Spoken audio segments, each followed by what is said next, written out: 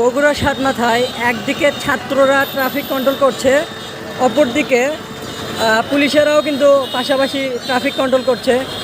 এ হচ্ছে ছাত্র এবং পুলিশের ভালোবাসা।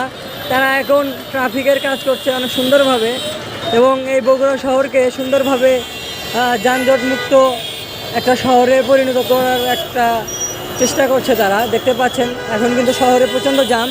এই যে একপাশে রানা প্লাজার থেকে যে রোডটা আছে এদিকে ছাত্ররা ট্রাফিক কন্ট্রোল করছে, আর এদিকে হচ্ছে পুলিশ